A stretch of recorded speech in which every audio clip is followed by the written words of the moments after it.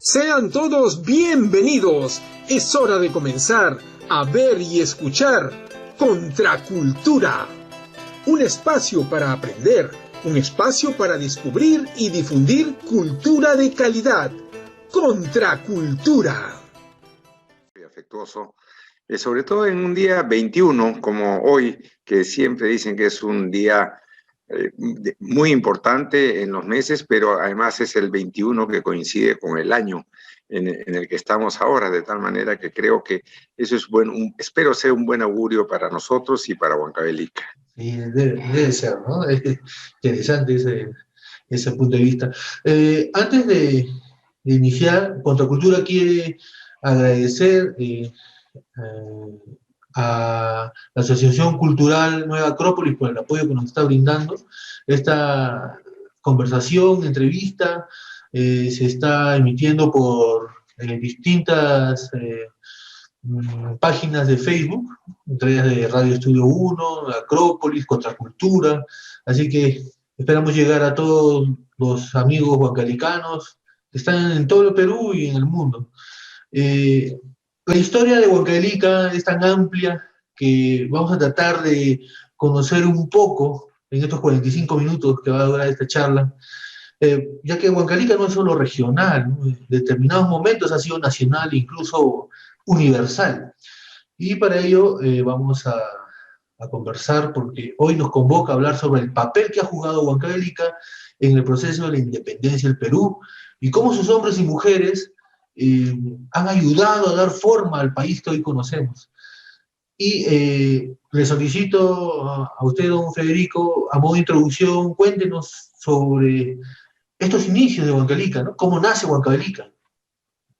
Bueno, yo creo que lo importante cuando vemos la historia es ver etapas que ha tenido definitivamente nuestra región desde épocas que se conocen, digamos, desde las épocas pre-incas e incas, pero tal vez la importancia fuerte se empieza a dar cuando se descubre el azogue, cuando Amador de Cabrera descubre el azogue, el mercurio de Huancavelica, que después en una amalgama con la plata que tenía Potosí, hicieron que estos dos pueblos del Perú de entonces sostuvieran a España durante prácticamente 280 años. Es decir, en la historia de Huancavelica todavía tenemos más años de colonia española que años de república. Recién vamos a llegar a los 200 años de república, mientras que la colonia española estuvo 280 años en territorio peruano. Lo rescatable es que Huancavelica pues jugó un papel sumamente importante, un pueblo sumamente rico, considerado rico en aquel entonces, y donde en alguna manera los virreyes, el rey de España, es decir, el mundo entero, como has mencionado tú, se preocupaban. Esos galeones llenos de dinero que salían de Sudamérica para llegar a Cuba y desde Cuba salir hacia España, eran galeones que se llevaban un dinero durante varios, por lo menos un par de siglos, desde nuestro territorio con el famoso azogue de Huancavelica. Sin el azogue de Huancavelica no hubiese sido posible desarrollar una industria metálica de esa magnitud. De tal manera que ese es el punto de partida donde después de estos 280 años ya la política peruana, el criollo peruano, es un personaje que empieza a sentir que debe de retirarse del yugo español. Esto ya es una corriente que viene no necesariamente de Perú, donde estaba la fuerza de la colonia, sino viene de Argentina, de Chile, de otros países sudamericanos, quienes todos estaban convencidos que la única manera de poder aislarse de España y convertirse en una región libre de colonialismo era si es que el Perú era liberado. Mientras el Perú no fuera liberado, todos sabían que por sí mismos no iban a poder lograr una independencia absoluta. Ese es, digamos, el preámbulo de estas luchas que empiezan desde el 1800 prácticamente ya a aparecer en Latinoamérica. Justamente a eso íbamos, maestro, con esta pregunta que le voy a hacer, ¿no? O con este pequeño comentario. La idea de independencia o de libertad es inherente al ser humano. Todos los humanos, todos los seres humanos buscamos ser libres por naturaleza. Ujú. Y por naturaleza también subyugamos, ¿no? Aquí se vivió mucha esclavitud en Huancavelica, y en distintas formas, ¿no? En todas sus presentaciones, por así decirlo. Eh, ¿Puede contarnos sobre algunos de esos hechos ocurridos en Huancavelica que fueron dando forma a esa idea, a esa necesidad de liberarse de la corona española? Bueno, obviamente, si nosotros hablamos de minería de aquellos tiempos, hablamos post-conquista española, hablamos de Huancavelica, sabemos ya por la historia misma que estas minas fueron trabajadas mediante un sistema de mitas donde las comunidades de aquel entonces tenían que proporcionar a lugareños, a nativos, llamados en aquel entonces indios por los españoles, había que participar con estas personas para que trabajen en las minas. Eso llevó no solamente un trabajo en la mina que inicialmente era remunerado, aunque parezca mentira, pero poco a poco se fue distorsionando esta realidad hasta que al final ya eran prácticamente esclavos. Y esclavos en una actividad bastante enferma para la salud del ser humano, ¿no? Porque el azogue es tóxico, altamente tóxico. Entonces, respirarlo o tocarlo, agarrarlo, suponía pues definitivamente una muerte segura posterior, ¿no? No era un tema donde solamente se obligaba a trabajar la mina. Potosino también sufrió el mismo problema porque se trabajaba con el azogue para la amalgama y si bien era de plata, pero el azogue se trasladaba allá y teníamos este gran problema de tener a gente prácticamente en sistemas esclavos. Esto estuvo en Huancavelica, como estuvo también, y sería bueno acotar que estuvo también, hubo una presencia al comienzo de la raza negra en Huancavelica, de esclavos propiamente. Cuando uno lee, por ejemplo, a Vázquez, que era uno, por llamarlo el notario de aquella época en Huancavelica, sobre todo de los inicios, uno encuentra una serie de contratos de compra y venta de trata de negros. Y estos negros que originalmente llegaron a Huancavelica para trabajar este azogue, finalmente no lo hicieron porque no daban resultados, no funcionaban en la mina. Entonces fueron trasladados a un pueblo muy bonito que tiene Huancavelica hoy en día, que se llama Belacucho, donde ellos preparaban todas estas digamos, moldes de barro, fundían estos moldes de barro para con ellos trabajar el azogue en los hornos. Entonces habían en Huancavelica una población en ese entonces de alrededor de casi 500 personas, de los cuales al comienzo había como 50 negros. Después, cuando la población creció un mayor número, Huancavelica llegó a tener entre 280 y 300 personas afroperuanos, pues más en una manera correcta, que estaban en Huancavelica. Entonces, esta esclavitud que mencionas, sí, fue presente durante toda esa época y ha persistido pues probablemente muchísimos años posteriores, inclusive a la independencia, ¿no? Y, don Federico, ¿cuál fue el movimiento social más representativo que podamos conocer todavía cuando existía esto, pues, el virreinato, ¿no? Cuando había la presencia española? ¿Hubo algún movimiento social que ya dio esos visos, esas muestras de querer apoyar la idea libertaria? Hubieron durante el mismo régimen español, durante la colonia española, levantamientos, pequeños actos contrarios al yugo español, pero eran por razones económicas y por razones del momento, entonces no por un tema libertario de Latinoamérica. Esos movimientos no se dieron. Tal vez el primer movimiento que se podría ya tener como algo bastante sólido es el que hace el mayor Cataño en 1814, cuando apoya el grito de Pumacahua.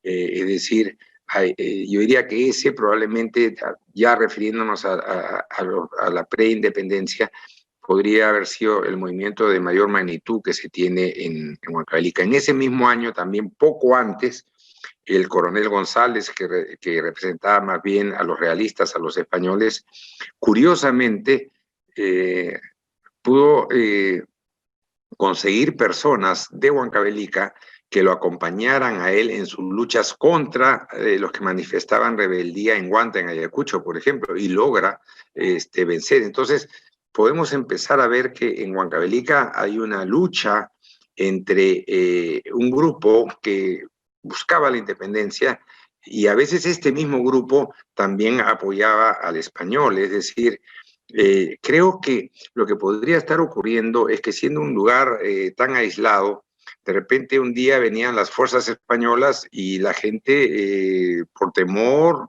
o por lo que fuera, solían apoyar. Y cuando se iban los españoles y llegaban la gente libertaria, hacían lo mismo con ellos. Pero creo que eso era un tema de no querer ser lesionado ni por uno ni por otro. Pero sí podemos notar en varios hechos históricos de ese momento, como estoy mencionando, por ejemplo, este caso de González del lado español y de Cataño del lado libertario, como son fuerzas que utilizan a personas huancavelicanas, pero que son de bandos contrarios en un mismo año y en meses muy cercanos, porque Cataño, si no me equivoco, fue en julio de ese año 1814, y el tema de González fue apenas 2 meses antes, ¿no? Entonces ya es interesante ver esa dualidad que se va, a la medida que vayamos conversando, nos vamos a ir dando cuenta en Huancavelica.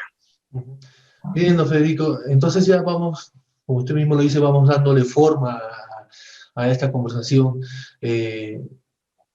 ¿Cómo entra así la idea de la independencia, ¿no? Que ya está pues por otros lugares del Perú? ¿Cómo entra ya Huancavelica? ¿Cómo es que ya se nace o germina la idea de ser parte, de ser independiente, ¿no? De que ya no estemos dependiendo de los españoles, sino que seamos parte de una nación. Ese momento, ¿en qué fecha aproximadamente se da y con quiénes se da? ¿No? Es decir, por ejemplo, las familias de esa época, estoy hablando de las familias de apellido, las familias criollas, el pueblo también se volca a eso. ¿Cómo fue ese inicio del proceso independentista? Bueno, obviamente ya desde 1800, 1802, 1803 sabemos que hay actividades de orden libertario en Latinoamérica. Eso es un contagio, ¿no? Que va llegando de a pocos a la población. Llega al Perú también. En Huancavelica empezamos a tener nosotros personas tanto de la población rural como de las familias huancavelicanas, unos a favor y otros en contra. Yo diría que lo que ocurre es, y no debemos de olvidar, quisiéramos nosotros decir, los huancavelicanos hemos sido unos grandes héroes que luchamos contra los españoles, pero no necesariamente es lo que ocurrió en ese momento así.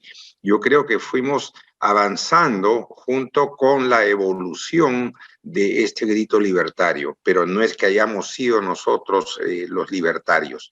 Me explico mejor. Por ejemplo, el huancavelicano, el criollo huancavelicano de recursos era el minero en ese momento. Era gente que habían estado sus familias durante muchísimos años en la colonia dominando el escenario y por lo tanto ellos estaban rindiendo pleitesías al rey de España, obviamente, y al virreinato establecido en Lima. Entonces para ellos un cambio en el tema político, como podía ser que caiga el virrey y entre otro tipo de gobierno, eso podría eventualmente lesionar sus intereses. Hay que irnos a la época y al temor que seguramente causaba en estos sectores mineros el hecho de que se pudiera estar en una situación de libertad del yugo español. Entonces, tenemos ese grupo de gente. No podemos obviar esa realidad. Tanto es así que más adelante, cuando va Bolívar a Huancavelica, me estoy adelantando un poco a los hechos, pero creo que la anécdota es buena, Bolívar fue prácticamente, le dieron la espalda. Bolívar, nadie salió a aplaudirlo, no hubieron banderas, no hubieron vivas, no hubo nada en estos 2 días que estuvo Bolívar en Huancavelica, precisamente porque la gente no miraba con simpatía que estos libertarios pudieran tomar el poder. Estamos hablando de política y estamos hablando de economía. No estamos hablando de patriotismo ni de corazón patriótico. Estamos hablando de los intereses de ese grupo humano que había. Que ese mismo interés de este grupo humano se ve también en la población campesina o en la población rural. Y eso, por ejemplo, lo podemos ver en Huando, ¿no? ¿Qué es lo que ocurre en Huando? Huando, cuando se llevaban los partes de la victoria de Ayacucho a Bolívar, cuando Sucre le mandó los partes de la victoria informándole a Bolívar del triunfo de Ayacucho, el teniente coronel Medina, el comandante Medina, pasaba por Huando buscando las vivas y las alegrías de la gente, y sin embargo la población de Huando lo mata, lo asesina, ¿no? Muestra el rechazo a la euforia y alegría que traía Medina. ¿Y esto a qué se debe? Se debe a que también, por ejemplo, Huando durante toda la colonia fue probablemente uno de los pocos territorios que tuvo Huancavelica, que no se le entregó a hacendados, a corregidores, no se le entregó a nadie, sino se respetó la presencia de la comunidad como propietaria de esas tierras. Entonces, estos comuneros residentes en Huando, personas que obviamente sentían que el que entre esta otra gente podrían quitar sus tierras. Entonces lo estamos viendo en la élite o élite social, económica de Huancavelica, y lo estamos viendo también en el campesino, en la persona comunero de hoy, si se le puede llamar así, que a ambos mostraban una situación adversa. Pero eso también se contradice en los mismos grupos humanos, ¿no? Por ejemplo, una familia importante de aquel entonces en Huancavelica podría haber sido los Alarco, por ejemplo, yo estoy vinculado en alguna manera con ellos.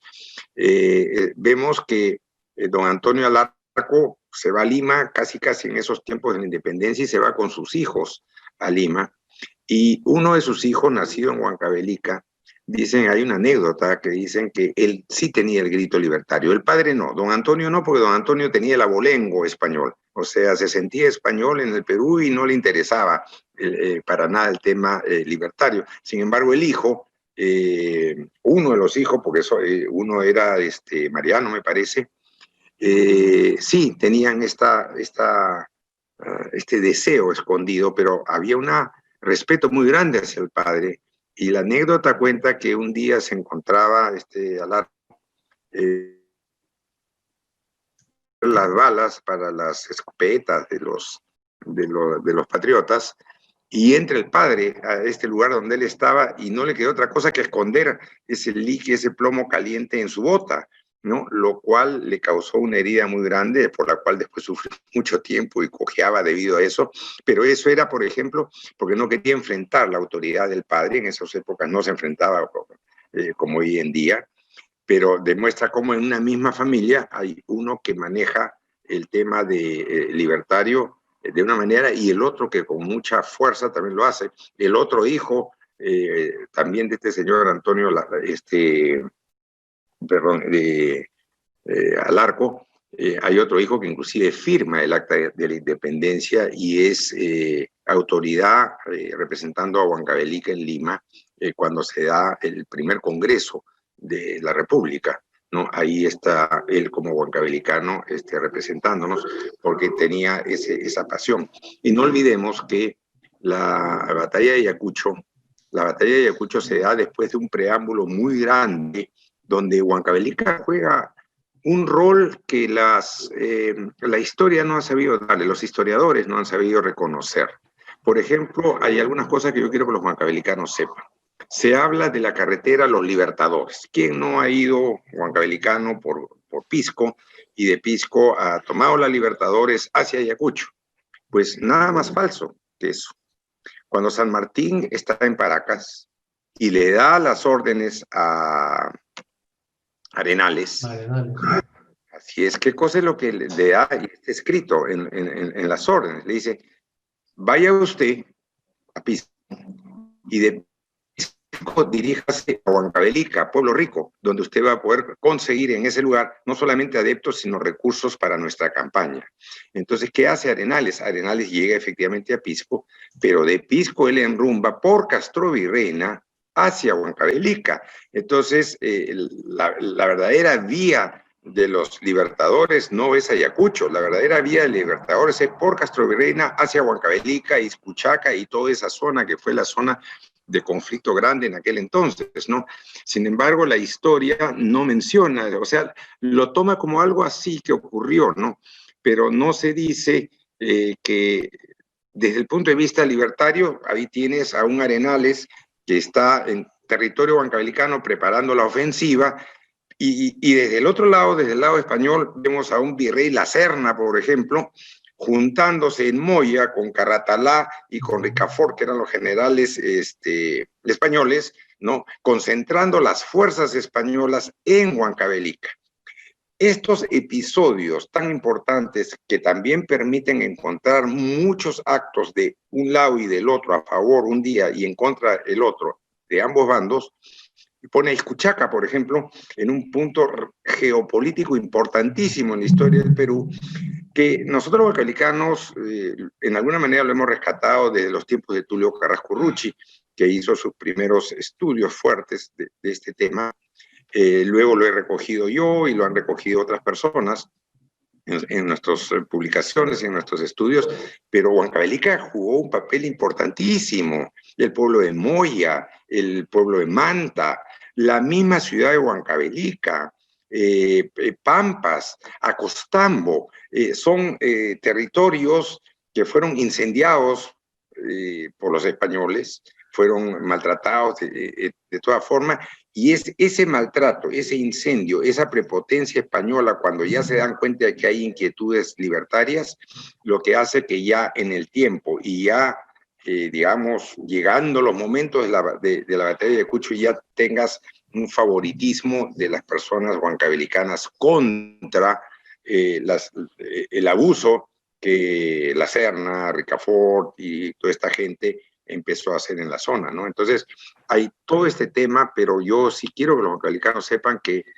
Huancavelica tenía una posición geopolítica sumamente importante, y que lamentablemente Basadre, del Río y muchos otros historiadores no han sabido reconocer en el tiempo, lo han puesto como algo secundario. Pero, por ejemplo, nosotros podemos saber que los españoles reunidos en Moya armaron su ejército para después tomar Huancayo, para después tomar Jauja y dominar el valle. Como también Arenales, reunido en Huancavelica, en la zona de Acostambo, en la zona de Pampas, también organiza para él tomar por su lado, porque era una especie de juego de ping-pong, ¿no? Hoy día yo estaba acá ganando y mañana estaba el otro acá. Entonces, no se lograba una realidad estable, permanente. Por un lado, San Martín ya había proclamado la independencia, por ejemplo, pero por otro lado existían pues los intendentes españoles en los pueblos, sobre todo en Huancavelica, ¿no? Donde había un Montenegro por un lado y había un Otermín por otro lado. Es decir, había una situación bastante, seguramente, qué difícil para la población huancavelicana de aquel entonces, porque estaba entre dos fuegos. Claro. Yo creo... Usted en su libro, usted tiene una obra muy bonita, en 2 tomos, ¿no? Historia de Huancavelica, nos habla, pues, ¿no?, de los datos que usted ha podido recolectar, nos habla sobre un prefecto aquí en Huancavelica de esa época, que es el que va a enfrentar a los ejércitos libertadores, y al final sale burlado, ¿no?, por Arenales, por Álvarez de Arenales. Y justamente en Izcuchaca, ¿no? O sea, es decir, Izcuchaca es un punto tan importante históricamente, militarmente, geopolíticamente. Todos pasamos por Izcuchaca, ¿no? Pero ese lugar ha sido, pues, un punto ambicionado por incas, por españoles, por chilenos, en las guerras republicanas. Es increíble todo esto lo que tiene Huancavelica, y que con el tiempo. Y ojo, no solamente Iscuchaca, por ejemplo, el Puente Mayo. El Puente Mayo claro. También jugó otro papel importante, y ahí Arenales le saca la vuelta a los españoles, porque los españoles en determinado momento logran capturar Iscuchaca, logran tomar esa posición, y pensando de que ahí iban a detener a Arenales.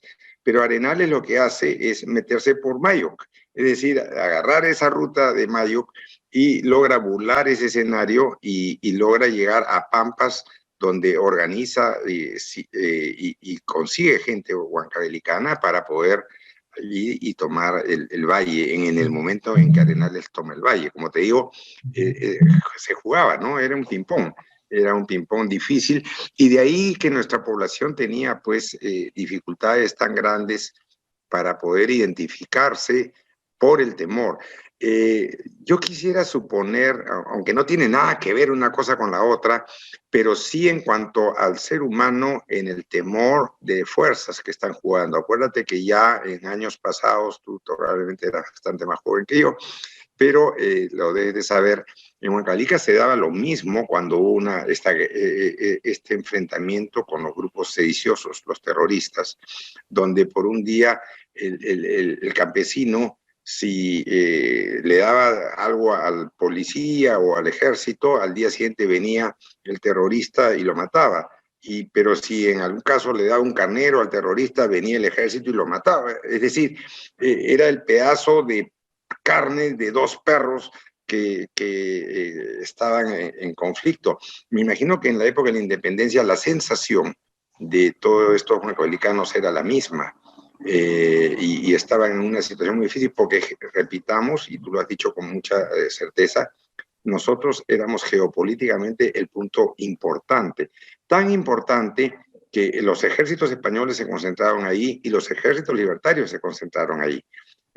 Tal vez deberíamos nosotros tener la curiosidad de investigar más ese momento para poder situarnos en la historia del Perú como corresponde, y no como lo que han hecho los historiadores, ¿no? Las grandes colecciones de historia, donde lo han pasado como quien por aquí pasó, Arenales, y no, por ahí es donde se concentró, y por ahí es donde la gente tomó partido por un bando o tomó partido por otro bando, ¿no? Y también estuvimos en la época pre-libertaria, digamos, desde el 1800, hay varios acontecimientos. El tema de los iquiteños también tuvo una importante escalada en Huancavelica, ¿no? Que se unieron también a este tema, que era una especie de recuperar la colonia, pero dentro de los criollos, es decir, contra las fuerzas que habían ganado las batallas de Ayacucho. Entonces, toda esta turbulencia, yo diría que los huancavelicanos tenemos el orgullo de haber sido una parte muy importante en las luchas por la independencia, pero a la vez también un coraje muy grande para soportar la presión de ambos lados, porque no es un tema que estuve con esto, estuve con el otro, no, tuvimos que soportar una presencia que no ocurrió igual en otros pueblos, porque si bien la lucha se dio en Ayacucho en un momento como punto final, o en Junín en otro momento como punto final, o en el Valle del Mantaro, no olvidemos que en el caso de Huancavelica, ahí es donde se empezaron a forjar realmente las posiciones de un bando y de otro bando. Y Huancavelica llegó a la peor parte. No olvidemos que de Iscuchaca, en esa época, solamente quedó el puente. Incendiaron todas las casas que podían haber en Iscuchaca, no queda nada. Si hablamos de Acostambo, no quedó absolutamente nada de Acostambo, es decir, también destruyeron. Si hablamos de Moya, fue incendiado completamente. Si hablamos, es decir, Huancavelica ha sufrido, ¿no? Y ha tenido que pagar el precio de la historia, pero no le han pagado a Huancavelica, los historiadores, el reconocimiento de la historia. Creo que ese es el gran reclamo que yo quiero, a través de este importante programa que estás manejando, poderlo hacer hoy en día. Sí, don Federico, es una realidad, ¿no? Si uno va investigando la historia del Perú, la historia de Huancavelica, se va dando cuenta que en distintas etapas de la historia, Huancavelica ha sufrido mucho, y es por la posición, yo pienso que es por la posición geopolítica que ocupa, ¿no? realmente Moya, por ejemplo, igual han sido incendiados en varias ocasiones en distintas épocas, en distintas guerras. Y también usted hablaba del coraje huancaveliano, y leyendo algunas obras de investigadores que se dedican a estudiar la independencia, se habla de los montoneros de Huancavelica, ¿no? Y montonero es una palabra que usaban en esa época de la independencia, ¿no? Estos hombres que andaban a caballo con lanza y guaraca, ¿no? Que fueron captados o reclutados, por así decirlo, por habla de Arenales, por estas partes de Anco, Churcampa, toda esta zona. Hay muchas de estas personas que se unieron a estas luchas, ¿no? Y que realmente causaban temor en el enemigo, ¿no? Y creo que eso también Bueno, debería hacerse valer.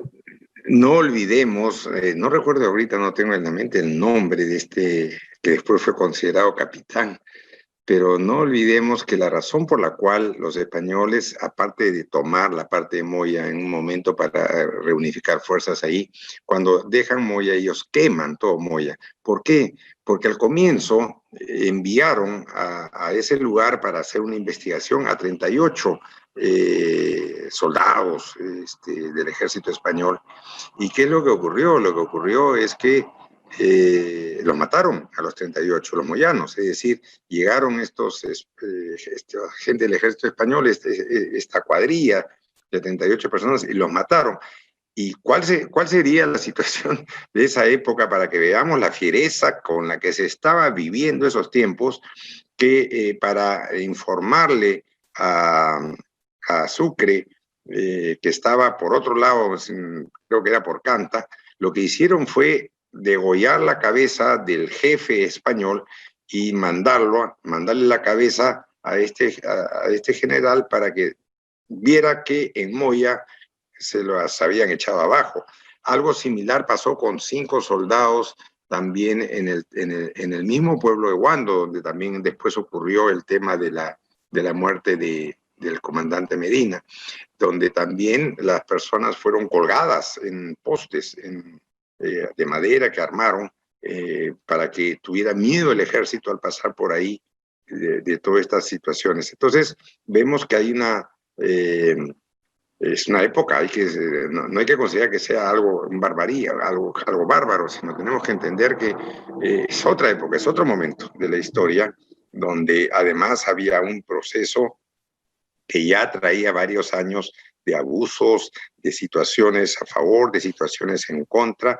Mira, qué momento tan difícil para los huancavelicanos en esta forma. Y a veces a mí me da pena un poco todo esto. Te voy a decir por qué. Porque someter a nuestro pueblo a esas violencias, aunque el fin sea el bueno, cuando yo estuve en Ayacucho, en el obelisco que hay en Ayacucho, y entré abajo, empecé a ver los nombres de los generales que habían ganado la batalla de Ayacucho.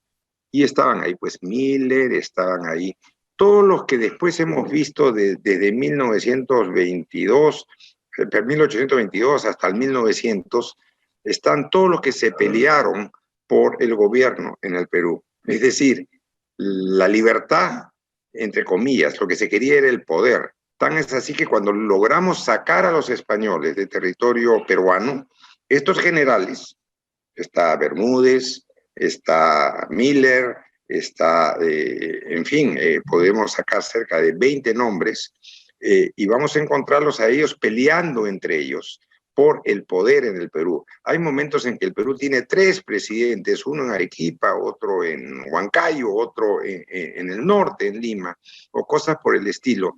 Es sorprendente, por ejemplo, ver cómo después de la lucha de la independencia, nosotros tenemos una situación tan difícil con esta lucha por el poder, donde el Perú tiene en promedio, si sumas un poquito lo que ha ocurrido desde 1821 hasta 1900, tenemos apenas 1.2 años por presidente como promedio. Es decir, hemos tenido 62 presidentes de la República. Eso nos puede graficar un poco esta lucha por el poder absurda del peruano, que hoy en día la vemos, tenemos 3 presidentes en los últimos 2 meses, ¿no? Esta lucha por el poder tan irracional que puede tener el Perú. Y acá hay que acotar algo importante. En ese mismo periodo que el Perú tiene 62 presidentes, ¿no? Chile tiene 5. Mira qué importante. Mira qué importante es la estabilidad política de un país para poder salir adelante como debe ser. Entonces, eso es una lección que tenemos nosotros desde la independencia, donde la gente pelea por una libertad, pero después pelean entre ellos por el poder. Interesante. Y usted está hablando de estas luchas de poder, y también al inicio de su participación nos comentó sobre este asesinato de este comandante Medina. Pero eso tuvo una repercusión. Y claro, ya estamos hablando, pues, más adelante, ya cuando existía la República. Quisiera que nos cuente, que le cuente a la población, por ejemplo, por qué nosotros, o acá en Huancavelica, se celebra la restitución política, por qué, a qué se debe, tiene que ver con eso, ¿no? Claro, es absolutamente cierto. Lo que ocurre es que cuando Sucre manda este parte a Bolívar, su emisario es asesinado en Huando, en territorio huancavelicano. Pero no olvidamos que poco antes Bolívar había estado en Huancavelica y Bolívar no había sido tratado con vítores como le hubiese gustado. Bolívar era un egocentrista muy grande. Él quería entrar a cada pueblo y que la gente, pues, le tirara pica pica, ¿no? Que lo aplaudieran. Entonces Bolívar ya estaba resentido con el pueblo huancavelica, y cuando finalmente él asume el poder en el Perú y llama a elecciones, ¿qué es lo que hace? Le quita a Huancavelica su condición de departamento. ¿Por cómo había tenido su condición de departamento ya republicano? Por San Martín, porque cuando San Martín llama a las primeras elecciones para la Cámara, para el Congreso de la República, considera a Huancavelica como un departamento del Perú. Bolívar, cuando llama a Bolívar a elecciones un par de años después, lo quita y más bien lo pone como una provincia de Ayacucho, es decir, en una clara venganza, ¿no?, a esta situación donde los huancavelicanos no habían sabido rendirle pleitesías. Y eso enfurece a la población enormemente, porque ya se habían jugado las cartas, ya estábamos libres españoles, entonces no teníamos por qué recibir una cachetada como la que le da Bolívar. Para mí Bolívar es un desastre para Huancavelica. Hay gente que lo admira, yo realmente lo desprecio, porque ese hombre realmente no solamente fue un egocentrista, sino que además generó un daño muy grande a Huancavelica. Nos tomó 16 años en aquel entonces a nuestros antepasados poder recuperar la condición de departamento que finalmente la dio Gamarra, dentro de estas luchas que hemos conversado, ¿no? Pero ya vamos viendo cómo es que Huancavelica sufre estas cosas, pero también sufre porque hay otro detalle que se ha tratado muy poco en los análisis de historia. Generalmente, por ejemplo, si nos vamos ya a épocas más cercanas, nosotros vemos que cuando Leguía era presidente del Perú, se hizo la Plaza Leguía, se hizo la Avenida Leguía, y cuando Sánchez Cerro lo derroca, la Avenida Leguía se convierte en la Avenida Arequipa, ¿no? Entonces empiezan a cambiar todo. ¿Por qué? Porque el ganador es el que empieza a contar la historia y empieza a reemplazar una cosa por otra. No olvidemos que Huancavelica fue el bastión económico, junto con Potosí, del sostenimiento español. Digamos, la alhaja, la riquísima alhaja de la corona de España, ¿no? Entonces, obviamente, cuando termina todo esto, Huancavelica un poquito apestaba por haber sido lo que fue a todo el resto del país. Entonces, yo creo que ahí hay una razón por la cual la historia no nos trata bien, porque en el pasado colonial fue un bastión español, pero y olvidan que en el momento republicano nosotros supimos estar en Ayacucho, supimos tener un pueblo muy sufrido, pero ya no le quisieron dar esa prerrogativa, y ahí es donde prácticamente se apaga la luz. En 1821 se apaga la luz de Huancavelica, completamente, ¿no? Y es un pueblo que empieza a ser sumido en el olvido en la ignorancia, lo ponen de lado, y eso dura durante todo el tiempo. Hasta el primer presidente de la República que visita Huancavelica en la historia republicana es el presidente Prado en 1946. Hasta antes de eso, nadie visitó Huancavelica como presidente. Estuvieron en sus luchas, estuvo Gamarra, estuvo Castilla, estuvo Echenique, todos ellos, sí, claro, peleando en el puente de Iscuchaca, peleando sus guerras, ¿no? La batalla de Huaylacucho, en fin, muchas cosas ocurrieron, pero como presidentes ya logrados, Cáceres, el mismo Cáceres, que nosotros podríamos decir, caramba, ese presidente hizo su defensa con sangre huancavelicana, mayormente huancavelicana. Los huancavelicanos fuimos, no te olvides, los que en 100%, de acuerdo a la memoria de Cáceres, ganamos en la batalla de Pucará y Marcabata. 100% huancavelicanos. Entonces, este Cáceres debió haber correspondido este esfuerzo huancavelicano en esas guerras, en aquel entonces contra el invasor chileno. Sin embargo, fue 2 veces presidente y no hizo nada por Huancavelica, ni tampoco lo visitó, por supuesto. Entonces, nos vamos dando cuenta cómo hemos sido usados en mucha forma. Nuestro territorio se ha teñido de sangre huancavelicana, tanto de un bando como de otro bando, ¿no? Pero históricamente no hemos sido reconocidos por eso. Este primer presidente que va, creo que el segundo presidente que pisa Huancavelica es Fujimori, que llega en helicóptero, y Huancavelica sale a la luz realmente, y yo no quiero pecar acá pero sale a la luz cuando 120 huancavelicanos deciden ir a Lima a cambiar la historia de la descentralización económica del Perú. O sea, en ese momento es que Huancavelica existe, es un pueblo que lo tenemos ahí y que demuestra ser aguerrido, como lo fue probablemente desde las épocas de la emancipación y en las diferentes etapas de la historia, ¿no? Yo no quiero dejar pasar por el orgullo huancavelicano, que deberíamos de tener todos, que nosotros no olvidemos que quien crea y maneja durante más de 40 años la Escuela de Bellas Artes en el Perú es un huancavelicano. Y sin embargo, cuando tuvo sus 100 años de creación, ni siquiera lo mencionaron. Mencionaron a un tipo de personas, pero no mencionaron al huancavelicano que había creado y había dirigido esa institución, me refiero a Daniel Hernández, durante tantos años.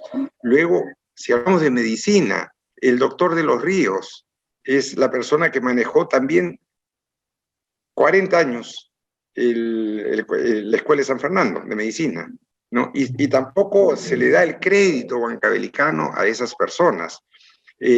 O cuando hablamos de la guerra con Chile, también la participación huancavelicana en médicos como el doctor Zapater y muchos otros es grandiosa. Tenemos personajes de primera, pero que la historia no ha querido nunca demostrar. De ahí mi libro, de ahí mi estudio sobre Huancavelica, porque una de las cosas que yo hago es querer rescatar la presencia y que no se pierda la presencia huancavelicana en la historia del Perú.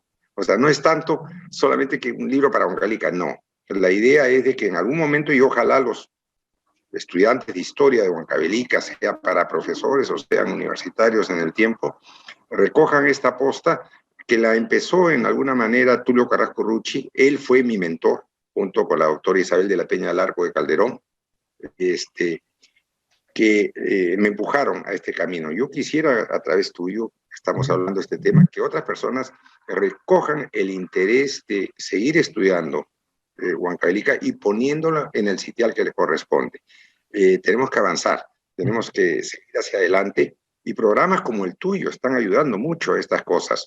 Están dándonos un camino para difundir no solamente nuestros trabajos, sino la historia huancavelica, que es lo que importa, ¿no? Porque al final vamos a morir, nosotros no vamos a estar acá, nos vamos a ir, pero lo que queremos es que otros más tomen la posta, porque si algo se ha escrito en la historia de Huancavelica, es muy poquito. Créeme, yo he hecho mucho en ese tema, pero eso mucho que te digo es nada, comparado a todo lo que está de puertas y ventanas por abrir sobre la participación huancavelicana en la historia del Perú. y del mundo.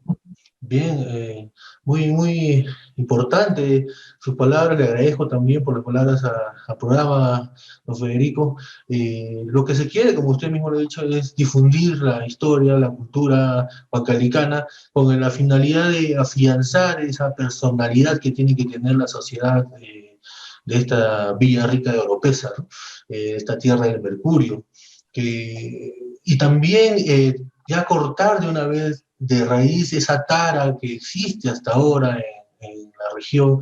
Por ejemplo, de decir, no, este es de Acobamba, el otro es de Pampa, ese es Pampino. ¿No? No hay esa unión todavía, esa idea de sentirse parte de una sola familia, de una sola región y un solo país. Entonces, y eso ocurre, personalmente lo creo, porque desconocemos nuestro pasado. No sabemos todo lo importante que ha sido Huancavelica para el mundo, ¿no? Para Europa sobre todo. Y también hay cosas tan pintorescas como las que usted nos cuenta en su libro y también podemos investigar en otros autores, ¿no? Tanto de qué hablar, por ejemplo, la monja Alférez, ¿no? Que también es un dato Sí. pero increíble, ¿no? Han hecho películas los mexicanos hace como 70 años, pero esa historia podrían hacerla en Hollywood una super película, y Huancavelica tiene un papel importante en esa historia, ¿no? Una mujer increíble. Y seguramente vamos a tocar ese tema, otros temas. Hay un trabajo, por ejemplo, muy interesante que estoy haciendo. Yo espero que se pueda concluir. Si mi trabajo actual de sostenimiento personal me lo permite en el tiempo. Pero Huancavelica, si hablamos de mujeres, tiene un personaje bastante curioso y muy importante en el siglo XVIII, en la época en que estaba el virrey Tamata en Lima. En Huancavelica había una mujer que se llamaba María Rita Zubizarreta y Amorín, la mujer probablemente más millonaria que ha existido en Huancavelica, ¿no? 2 veces casada, con personas también de mucho abolengo, de mucho dinero, vinculados al transporte de azogue, por ejemplo. Pero esta mujer tiene toda una trama importantísima en la historia de Huancavelica, en momentos donde Huancavelica además tiene muchos conflictos entre la administración colonial de Lima y los huancavelicanos, los mineros, ¿no? Y tenemos a Ulloa, por ejemplo, uno de los gobernadores más importantes que ha tenido Huancavelica, también en ese momento, como amigo de esta señora y de su esposo. Entonces, ahí hay un escenario, créeme que yo estoy seguro que es una novela huancavelicana, donde se grafica mucho el poder que podía tener el gremio de mineros de Huancavelica, el desarrollo económico que podía dar Huancavelica en ese momento, que lo hacía con otras partes del Perú, con Chincha, con Arica, es decir, había todo un viaje ahí económico muy importante, y creo que esas son las cosas que, por ejemplo, estamos investigando, pero que más adelante vamos a encontrar muchísimas otras, ¿no? Como por ejemplo, habrá el momento de conversar cuando Tupac Amaru se levanta y qué es lo que pasa con los huancavelicanos también en ese momento. Es decir, hay temas muy bonitos, muy interesantes sobre nuestra participación en la historia, y ni hablar ya en la historia republicana, ¿no? Ni hablar de tantas personas que podríamos nombrar y que se merecen un sitial en la historia. Ahí, por ejemplo, yo he sido alcalde de Huancavelica y empecé a rescatar algunas cosas coloniales, pero también empezamos a tratar de poner los nombres huancavelicanos y empezar a reemplazar un poco. No reemplazaría el español, porque no podemos negar la historia, no podemos negar una calle nuestra que se llama, que sea pues el Girón Toledo, la Avenida Toledo, ¿no? No podemos negar ese tipo de cosas porque sería un absurdo tratar de desoír 280 años de nuestra historia, de Virrey Toledo, por ejemplo, y otros más, ¿no? Pero sin embargo, no encontramos al doctor de los Ríos en el nombre de una calle, ¿no? Encontramos a personas que han vivido en Huancavelica, pero que no son huancavelicanos, ocupando los mejores espacios, cuando lo que deberíamos hacer es empezar a descubrir a nuestra gente y ponerle a ellos en el sitial que corresponde. O sea, empezar por casa. Creo que eso es algo importante para trabajo para los alcaldes que en alguna manera promuevan a estos estudiantes de la universidad o de cualquier instituto que tenga que ver con historia. No sería mala idea que empiecen a financiar investigaciones, estudios sobre la realidad de Huancavelica, ¿no? Que las tesis se puedan hacer y se dé prioridad a estos estudiantes que tengan que trabajar cualquier época, época incaica, época republicana, época... No olvides que quien se enfrentó a los incas con Astubaraka fueron también los huancavelicanos, caramba. Pero nosotros tenemos ahí una gama de situaciones heroicas y de coraje de nuestro pueblo que tenemos que empezar a investigarla y trabajarla con mucho énfasis. Yo me acuerdo de Juan José Vega.